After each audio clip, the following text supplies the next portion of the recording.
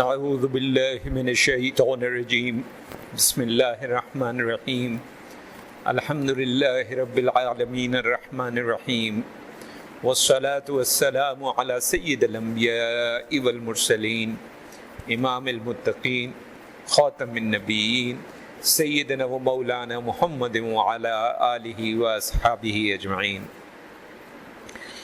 اللہ تبارک و تعالی نے ہمیں بے تحاشا نعمتیں عطا فرمائی ہیں، جس میں ایک عظیم نعمت جو ہے وہ یہ زبان ہے، جس کی وجہ سے ہم بولتے ہیں۔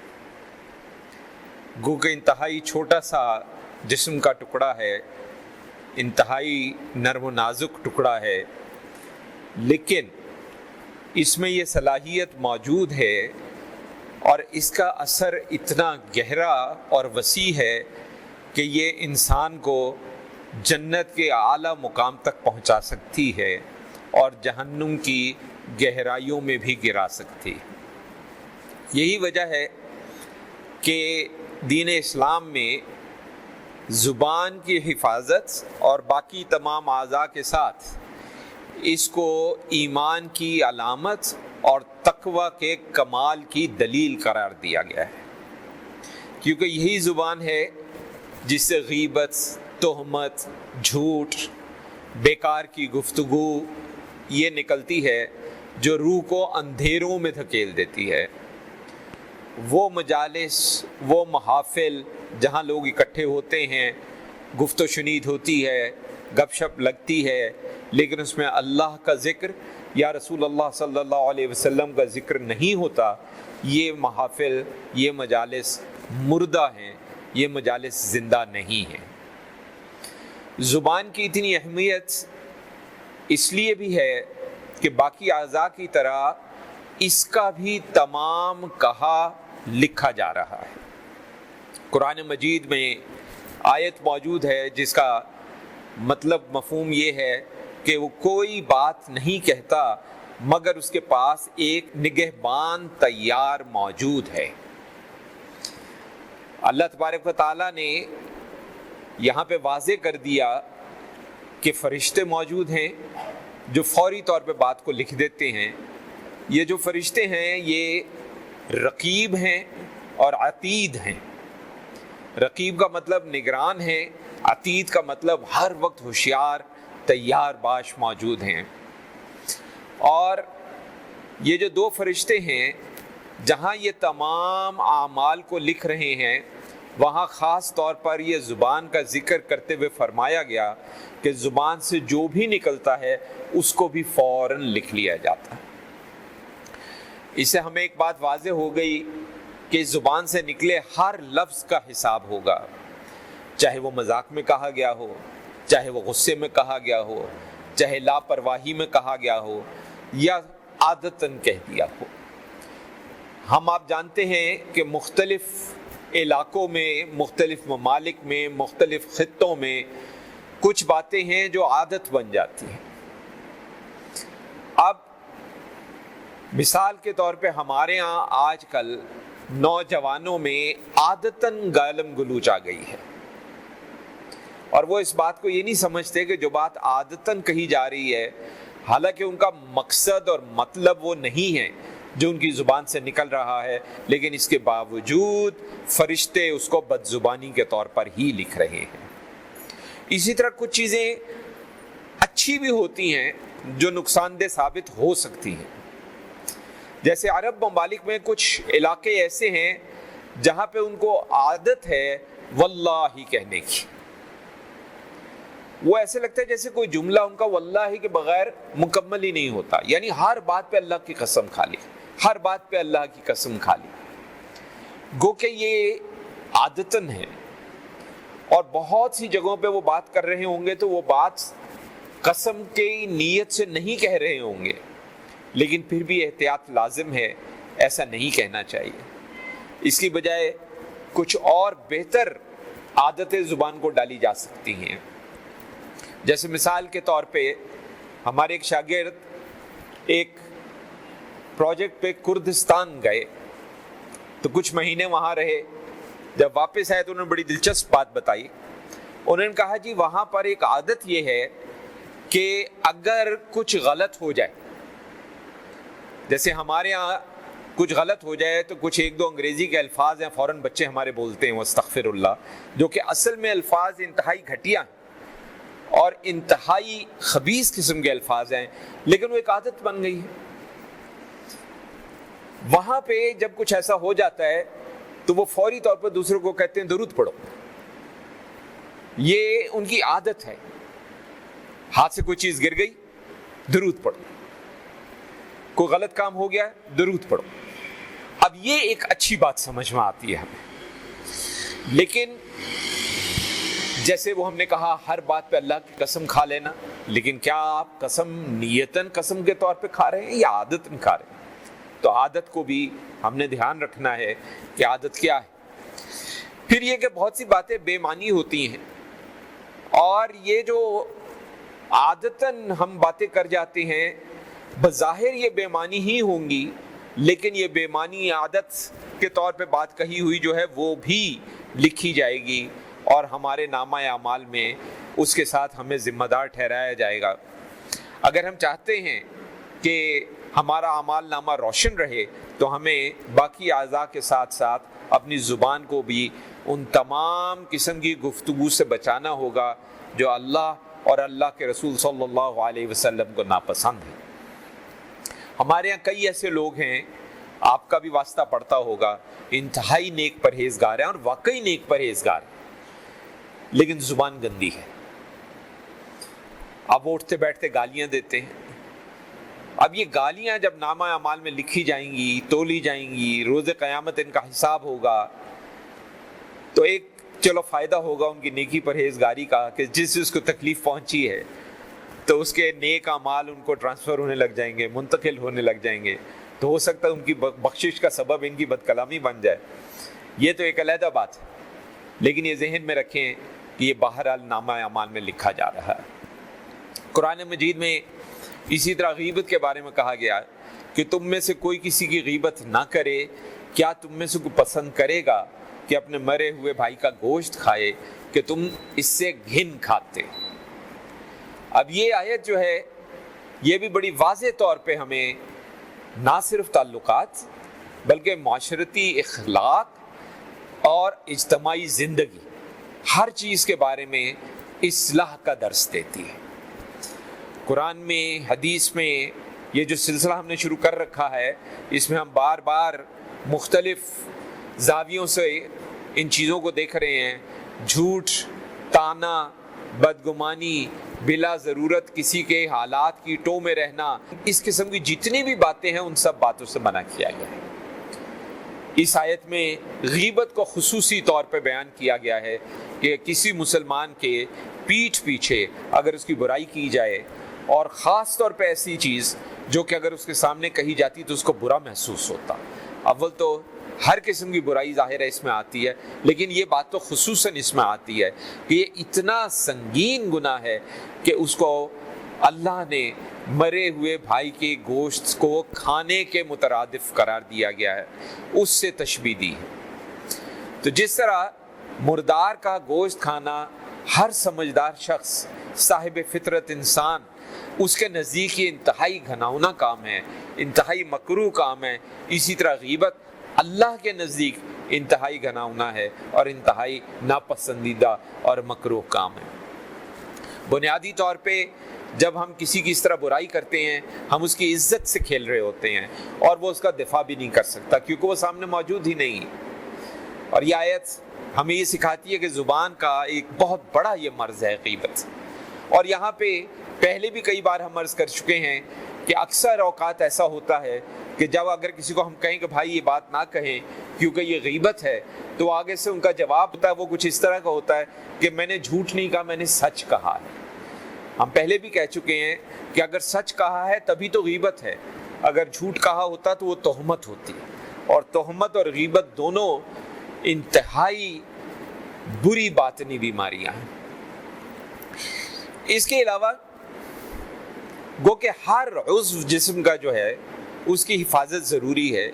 ایک حدیث میں یہ الفاظ آئے ہیں کہ نبی کریم صلی اللہ علیہ وسلم نے فرمایا کہ جو شخص میرے لیے جبڑوں کے درمیان جو کچھ ہے اور ٹانگوں کے درمیان جو کچھ ہے اس کی ضمانت دے دے، میں اس کو جنت کی ضمانت دیتا ہوں۔ اب ان دونوں اعضاء کے گناہوں سے بچنا، زبان میں تو آ گئی جھوٹ، غیبت، چغلی، بیہودہ گفتگو، گالم گلوچ، اور شرمگاہ سے آ گیا ناجائز تعلقات۔ نبی کریم صلی اللہ علیہ وسلم نے جنت کی ضمانت دے دی ہے، اس سے بڑی کیا بات ہو سکتی ہے؟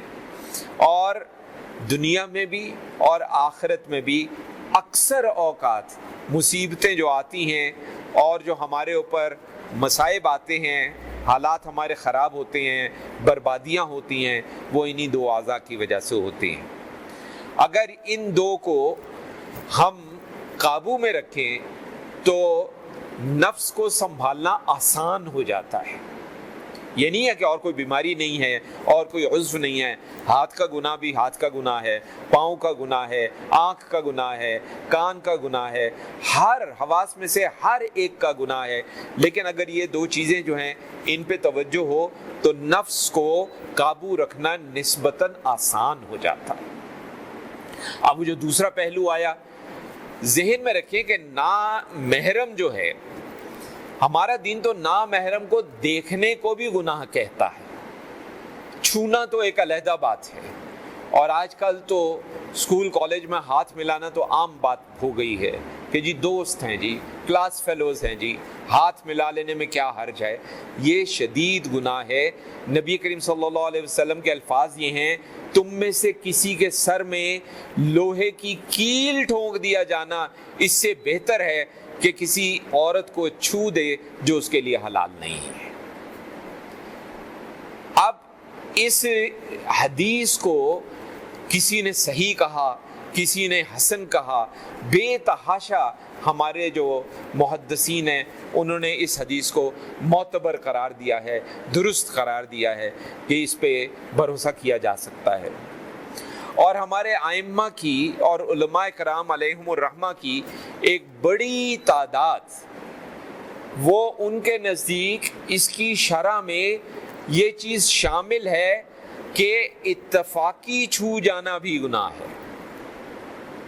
یہ جو کہنا کہ نہیں جی ہمارے ذہن میں کچھ نہیں تھا، ہماری نگاہ میں کچھ نہیں تھا، ہمارے دل میں کچھ نہیں تھا، ہم نے ایسے ہی ہاتھ ملا لیا، اس کو بھی گناہ عظیم ہی مانا گیا ہے۔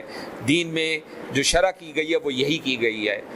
اب اگر اپنی جان بچانے کے لیے اور خود کو تسلی دینے کے لیے کوئی یہ کہے کہ نہیں جناب ہمارا مطلب وہ نہیں تھا، ہمارا مقصد وہ نہیں تھا، ہمارے دل میں کچھ نہیں ہے، دل تو ہمارا بالکل صاف ہے، ہم تو اکٹھے پڑھتے ہیں، ہاتھ ملا لیا تو کیا ہو گیا؟ ہاتھ ملا لیا تو بھی گناہ ہو گیا ہے۔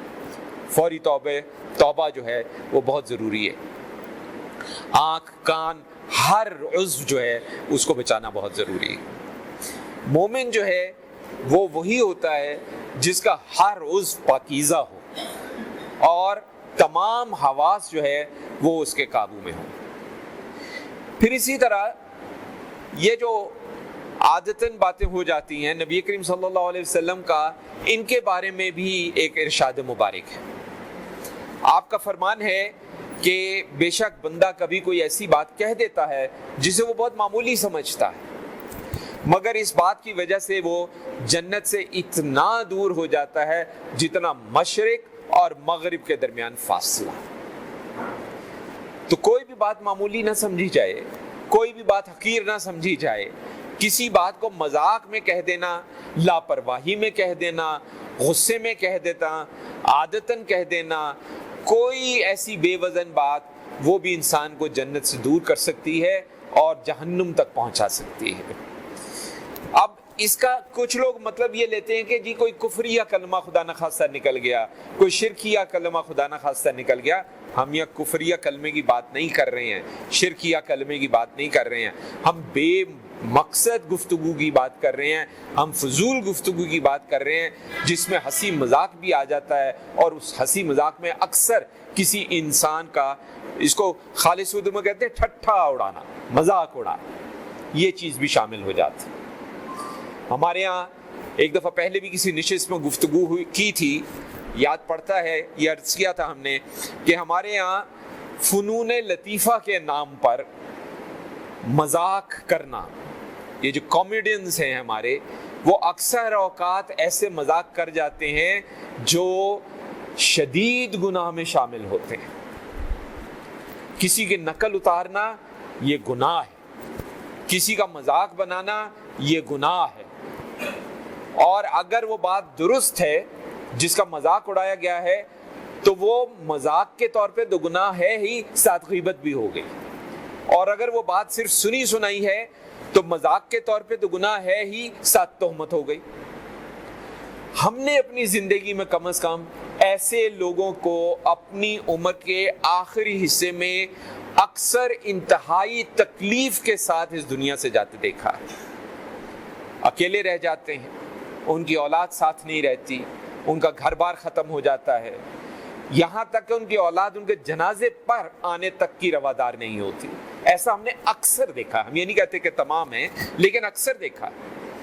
ابھی پچھلے دنوں ہمارے ایک شاگرد نے ایک کلپ بھیجا، کوئی ہمارے کامیڈین صاحب دھاڑے مار مار کے رو رہے تھے کہ میں نے یہ کیا اپنے بچوں کے لیے، یہ کیا اپنے بچوں کے لیے، اور آج میں اکیلا ہوں۔ تو بھائی جان، آپ نے جس فن کو اپنایا وہ حرام تھا، آپ نے حرام کمایا، آپ نے حرام پہ اپنا خاندان پالا، آج اگر آپ کا خاندان آپ کے ساتھ نہیں ہے تو گلہ کس بات کا؟ اور دوسری بات، بطور ایک باپ کے اگر میں نے کچھ کرنا ہے تو وہ میری ذمہ داری ہے۔ میرے اللہ نے اگر میرا بیوی بچہ میرے ذمے میں رکھا ہے تو یہ میری ذمہ داری ہے۔ اب اگر میں کہوں میں نے اپنے بچے کے لیے یہ کیا اور میرا بچہ اب یہ نہیں کرتا تو کیا ذمہ داری کا صلہ آپ مانگتے ہیں؟ آپ نے اگر اللہ کی دی ہوئی ذمہ داری کو اچھے اور احسن طریقے سے پورا کیا ہے، انشاءاللہ اللہ تبارک و تعالی آپ کو اس دنیا میں بھی اکیلا نہیں چھوڑے گا اور آخرت میں بھی اکیلا نہیں چھوڑے گا۔ یہ باتیں جو ہیں انسان کو انسانیت کے درجے سے بھی گرا سکتی ہیں۔ اسی لیے نبی کریم صلی اللہ علیہ وسلم کا فرمان مبارک ہے کہ جس قوم نے کوئی مجلس کی اور اس میں اللہ کا ذکر نہیں کیا، نبی کریم صلی اللہ علیہ وسلم کا ذکر نہیں کیا، وہ مجلس اس کے لیے حسرت کا باعث ہوگی، نقصان کا باعث ہوگی، اور اگر اللہ چاہے تو معاف کر دے، چاہے تو عذاب دے دے۔ اسی لیے یہ بہت ضروری ہے کہ ہم جب اکٹھے ہوں تو ہم با مقصد گفتگو کریں۔ با مقصد گفتگو دنیاوی بھی ہو سکتی ہے، اور اس کے اندر وقتاً فوقتاً کسی جگہ پہ کہیں اللہ کا کوئی ذکر ہو جائے، کوئی قرآن کا کوئی تذکرہ ہو جائے، کوئی درود پہ ہو جائے بات، نبی کریم صلی اللہ علیہ وسلم کی سیرت سے کوئی بات ہو جائے، دنیاوی معاملات کو بھی گفتگو کرنے کے لیے یہاں سے حوالے نکالے جا سکتے ہیں۔ تو مفید گفتگو رکھی جائے اور درود اور سلام اور ان تمام معاملات کو سامنے رکھا جائے تو یہ مجلس زندہ مجلس ہے، ورنہ یہ مجلس مردہ مجلس ہے۔ جس طرح ان آنکھوں کے لیے روشنی کا ہونا ضروری ہے، جو روح ہے اور جو قلب ہے، وہاں پہ ایمان کی روشنی جو پہنچتی ہے، اس میں جن چیزوں کی ضرورت ہے، اس میں جہاں آنکھیں شامل ہیں، جہاں کان شامل ہے، وہیں پہ زبان بھی شامل ہے۔ ظاہر ہم یہ نہیں کہہ سکتے کہ زبان بند ہی کر دی جائے، اسی زبان سے ذکر بھی ہوتا ہے، تلاوت ہے، نیکی کا حکم ہوتا ہے، نیکی کی تلقین ہوتی ہے، برائی کا تذکرہ ہوتا ہے کہ اس سے بچنا چاہیے، علم کا سیکھنا ہے، علم سکھانا ہے، دلوں کو جوڑنے والی اچھی باتیں ہیں۔ اور اصل علاج جو ہے وہ صرف یہ نہیں ہے کہ زبان بند کر دی جائے، اصل علاج یہ ہے کہ زبان کو اختیار میں رکھا جائے، کوشش کی جائے، اس کو قابو میں کیا جائے، شعور کے ساتھ استعمال کیا جائے۔ نبی کریم صلی اللہ علیہ وسلم نے اسی لیے فرمایا ہے جو شخص خاموش رہا وہ نجات پا گیا۔ تو یہاں خاموش رہنا خالی یہ خاموش رہنا نہیں ہے کہ بالکل خاموشی رہے، اس میں اگر ہم مقصد یہ کہ زبان کھولیں تو وہ زبان با مقصد کھولیں، بے معنی نہ کھولیں۔ ضرورت کس بات کی ہے؟ چند سوال کیے جائیں اپنے آپ سے، کیا یہ بات جو میں کر رہا ہوں اللہ کو پسند ہے؟ کیا اس بات میں کسی کا فائدہ ہو سکتا ہے، چاہے دنیاوی فائدہ ہو؟ کوئی بات نہیں، کہیں یہ غیبت تو نہیں ہے، کہیں یہ جھوٹ تو نہیں ہے، کہیں یہ فضول اور بے معنی تو نہیں ہے۔ اگر ان سب باتوں کا خیال رکھا جائے گا تو ہماری عام جو مجالس ہیں اس میں بھی انشاءاللہ برکت ضرور رہے گی، اور وہ بھی مجالس ہماری جو ہے وہ ہمارے لیے آخرت میں ہمارے لیے نجات کا ذریعہ بن سکیں گی۔ اگر دل میں تکبر ہے، حسد ہے، ریا ہے، بغض ہے، دنیا کی محبت ہے، تو زبان سے اس کا اظہار ہو ہی جائے گا، جتنا مرضی آپ اپنی زبان کو قابو میں رکھیں۔ اسی لیے کئی بار کہا جاتا ہے کہ جو زبان ہے وہ اصل میں آپ کے دل کا عکس بھی ہوتی ہے، کیونکہ آپ کی زبان سے جو نکل رہا ہے وہ آپ کے دل میں کسی نہ کسی حد تک وہ ضرور ہوتا ہے۔ دل میں عاجزی ہو، شکر ہو، اللہ کا خوف ہو، آخرت کی فکر ہو، مخلوق سے محبت ہو، آپ کی زبان نرم ہو جائے گی، پرہیزگاری کی زبان ہوگی، شیریں ہوگی۔ آپ کی گفتگو جو ہے جب آپ کریں گے تو گفتگو لوگوں کے دلوں پر اثر کرے گی۔ محبت کی زبان دل پر اثر کرتی ہے۔ یہ شعلہ بیانیہ جو ہیں یہ وقتی طور پہ اثر کرتی ہیں، انسان کو بڑا مزہ آتا ہے جب وہ وہاں سے اٹھتا ہے، اس وقت بڑا مزہ آتا ہے، کیا بات ہے، ہم نے کیا زبردست گفتگو کی، مقرر نے کیا شعلہ بیانی کی۔ لیکن یقین جانیے ایک آدھ گھنٹے کے بعد وہ سب شعلہ بیانی ختم ہو جاتی ہے۔ لیکن یہ جو محبت کی زبان ہے یہ دل کے اندر گھس جاتی ہے، اگر آپ بھول بھی جائیں تو دل کے اندر اس کا اثر رہتا ہے۔ اسی لیے نبی کریم صلی اللہ علیہ وسلم کا جو فرمان مبارک ہے کہ خبردار یہ جو جسم ہے اس میں ایک گوشت کا لوتھڑا ہے، اگر وہ درست ہو جائے تو تمام جسم درست ہو جاتا ہے، اور اگر وہ خراب ہو جائے تو تمام جسم خراب ہو جاتا ہے۔ اور سن لو کہ وہ لوتھڑا جو ہے وہ قلب ہے۔ تو اللہ تعالی ہمیں تمام حواس کی حفاظت، خصوصاً زبان، آنکھ، کان، اور جیسا کہ حدیث میں آیا شرمگاہ، ان کو پاکیزہ رکھنے کا اذن و توفیق بخشے، اور ہر مجلس میں صرف اس کو زندہ کرنے کی توفیق رکھے۔ آمین۔ وصلی اللہ علی خیر خلقہ سیدنا و مولانا محمد وعلی آلہ و اصحابہ اجمعین برحمتک یا ارحم الراحمین۔